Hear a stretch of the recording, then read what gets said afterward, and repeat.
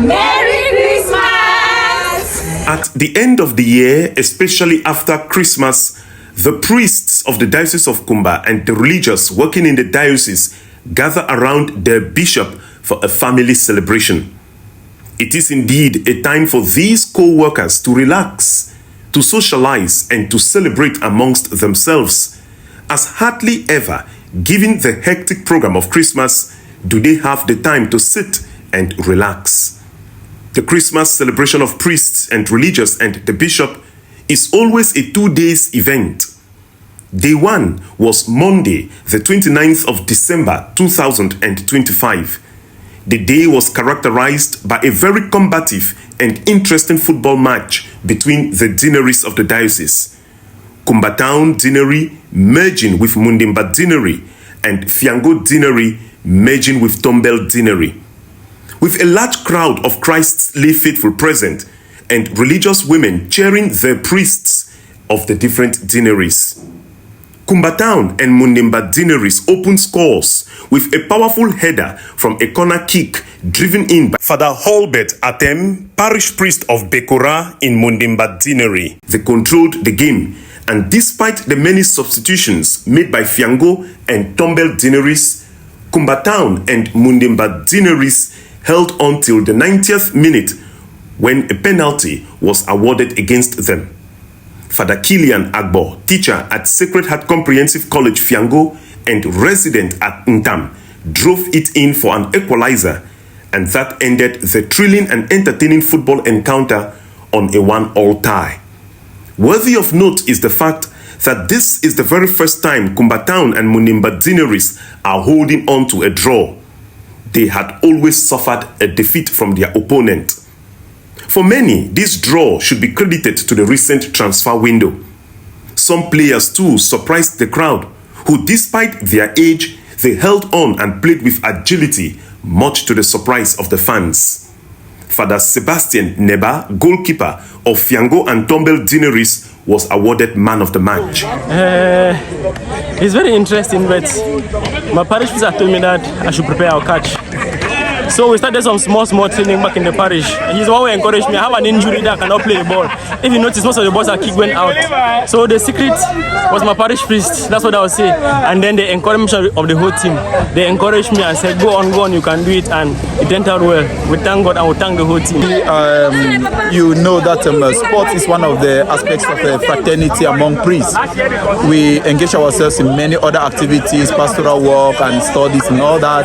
And when we have this type of moment to share, it is wonderful because here we release a lot of energy, we refresh ourselves and we prepare our minds again to go back to work. So it was a wonderful time seeing brothers come together, playing together, getting tired, resting, getting back, showing that there is a fighting spirit, not just on the pastoral ground but even on the football pitch. It's a wonderful experience for me. Well, I try to keep fit and keep everything in moderation. I don't consume anything more than I should, and so that is why I keep pumping, and you can see that the energy is still there, and I'm sure with a little more physical exercise I will be in top form. Thank you, Father. Yeah, it's quite a long time I came onto the pitch.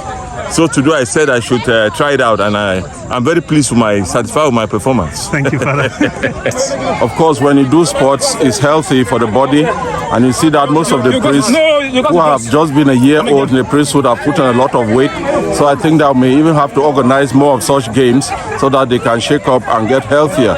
And not just that, it also with the relaxation, it refreshes the mind, and then they prepare themselves more to go out and do their work well. They can also pray well after this and think well, study well, because they say too much work without play makes Jack a dull boy.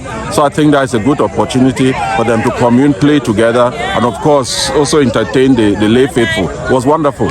Thank you, my Lord. Yeah. Later that day, after the match, there was a barbecue night at the bishop's courtyard. Plenty to eat, plenty to drink, plenty of dancing and merrymaking. Yes, it's happening here. No, it's happening here. Long live Kumba Diocese. Kumba Diocese for life.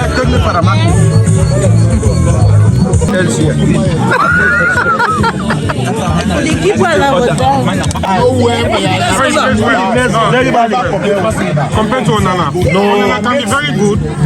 What I hate, I'm a football fan, I don't be fair. any man go back. You are not there, we are with Raf.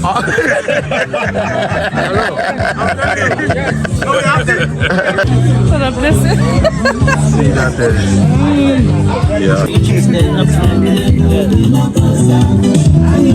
So what you should do is that's a good venture.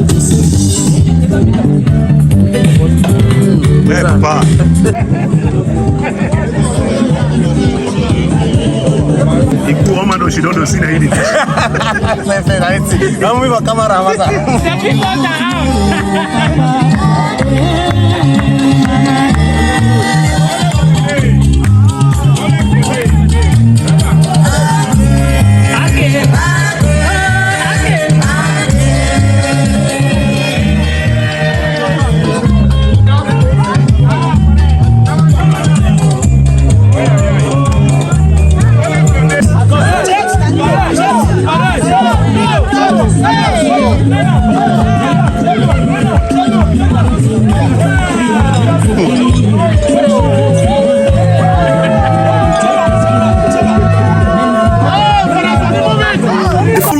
Tuesday, the 30th of December 2025, was a Thanksgiving Mass at 11 a.m. and Bishop Agapitus, talking to his sons and daughters, dwelt on the need to remain faithful to their vows and to combat daily cravings of material things. He exhorted them to value, to guard, and to cherish their vocation and not lose it because of the cravings of the world. Dear and Reverend Fathers and Sisters, collaborators in the Lord's Vineyard, which is in Kumba, I wish to heartily welcome you all to this Eucharistic celebration as we gather as a family of closest collaborators and fellow workers with God in His vineyard, which is the Diocese of Kumba, to thank God amidst the Christmas festivities for the blessings He has showered upon us as His servants in our communities and parishes and institutions and in the diocese as a whole. I always look forward to this day like this because it gives us the rare opportunities to see one another again, to pray, to socialize together after having spent our lives in pastoral service of our people. I wish to also thank God during this Mass for protecting you all through the difficult and bad roads as you move around to serve the people of God on motorbikes and even bad cars in the midst of insecurity and violence. This is an opportunity for us to relax and enjoy Christmas.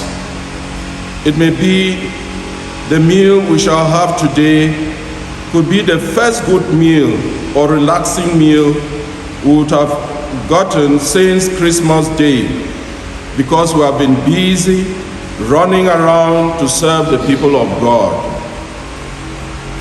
It also feels good and very assuring when we know that somebody is praying for you, and more so a brother priest or a religious. It has been a tradition that at the end of the annual retreat, we pick a name each to pray for until the end of the year. Such moments are always exciting when we come to celebrate and to know who prayed for us. That is even more important than the gift we look forward to receive. I don't say that the gifts are not important, but that the prayer is more important. The sharing of gifts is also a symbol of solidarity and love for one another. And that is why it is painful and unacceptable when some of us would trivially say that we forgot whom we're praying for or to get a gift for him or her. Please, let us not play down this important, assuring and uplifting exercise because it ties us together as a presbyterium and a community of consecrated people, spiritually and morally and physically. St. John goes on to admonish that because the Word has made its home in us and enabled us to overcome the evil one, we must not love this passing world or anything that is in the world, because nothing the world has to offer, the sensual body, the lustful eye, pride of possessions, could ever come from the Father, but only from the world. And the world, with all its craves for, is coming to an end. But anyone who does the will of God remains forever. Dear fathers, dear sisters, we are all consecrated people, and we have all chosen a way of life whose formation is based on the pillars of the counsels of obedience, poverty, and chastity in the celibate state. The temptation of the sensual body and the lustful eye is a threat to the counsel of chastity in the celibate state, and the pride in possessions is a big danger to the counsel of poverty, and both are a threat to obedience, because falling into any of them is disobedience to God, to the church, and to our particular constitutions. My dear brothers and sisters, I am dwelling on this subject because it is the stumbling block of many good priests and religious. Very often, we do not take it seriously when it happens to others. We are aware of priests and religious who have either left the priesthood or the religious life or have been suspended because of the love for the passing world. We know of priests who have died wretched, but with huge bank accounts. All is vanity, vanity of vanity. We cannot serve two masters. No sitting on the fence. We are either in or out. The singing was beautifully animated by the sisters of St. Therese of the Child Jesus of Boya and the orchestra of the priests.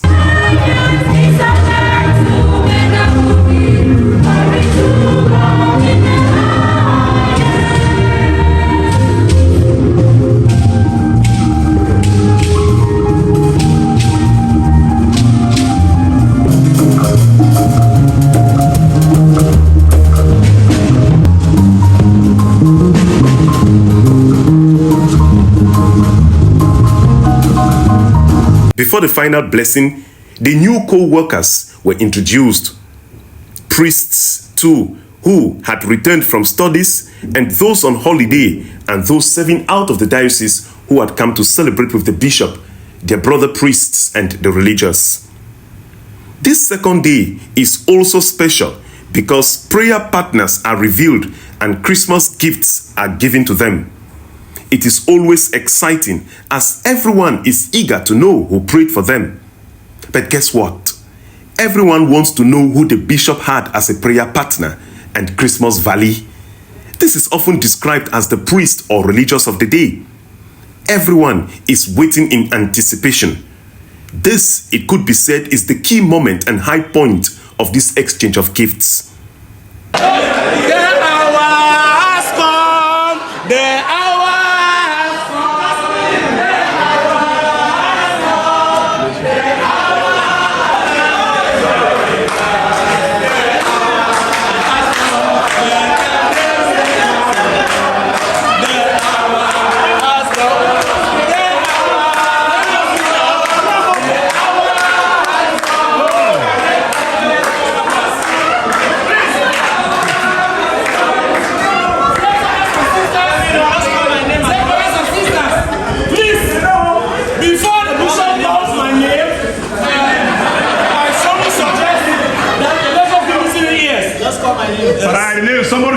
camera for me. I cannot be filming myself.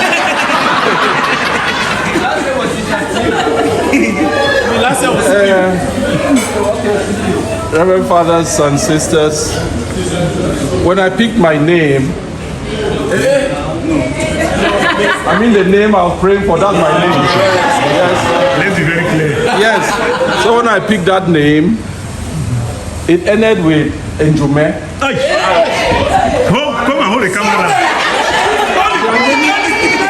There are many Njumes who are priests and who are religious working in this diocese. This one is a priest. I pray for all of them. Okay. I decided to pray for all the Njumes, the priests and the religious. Okay. And it happened that this one that was special on that name, to be honest with you, I saw the way the prayers were working. Thank you. Yes. Where he or she, where he or she,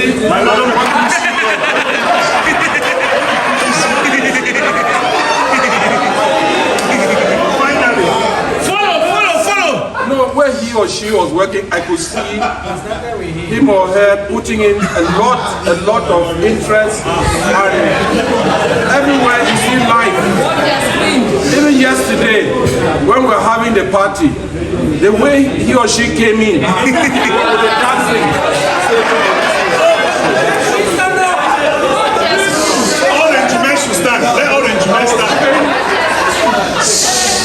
I was praying specially for Sister Sylvie.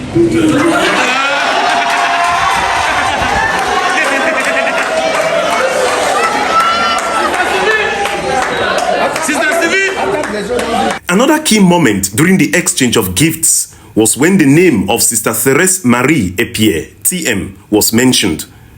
Sister TM had been called to the heavenly choirs on the 4th of December, but before her death, she had picked a prayer partner and her gift was also presented. In her honor, all rose to a moment of silence and cheers. Eternal rest grant to her, O Lord, and let her better light shine upon her. Eternal rest grant to her, O Lord, and let her better light shine upon her. May her soul rest in perfect peace. Amen. Sister TM was always present for this Christmas party with the bishop, the priests, and the religious. One could imagine her smiles from the heavenly tables. It was much fun, plenty of laughter. This is the joy of the priesthood and religious life, to commune together, forget our differences, and see ourselves as co-workers in the same vineyard. For an unhappy priest or an unhappy religious is a discredit first to themselves and to the community that they serve. Christmas gifts were exchanged to prayer partners and beautiful lunch was served. We thank the bishop for always providing this Christmas meal. And as we return to our different places of work with ever more renewed vigor, may the year 2026 be a year of more commitment and enthusiasm. From your priests and religious, we wish you all a very Merry Christmas and a prosperous and fulfilling New Year 2026. We love you all and are committed to serving you even more committedly this 2026. God bless you.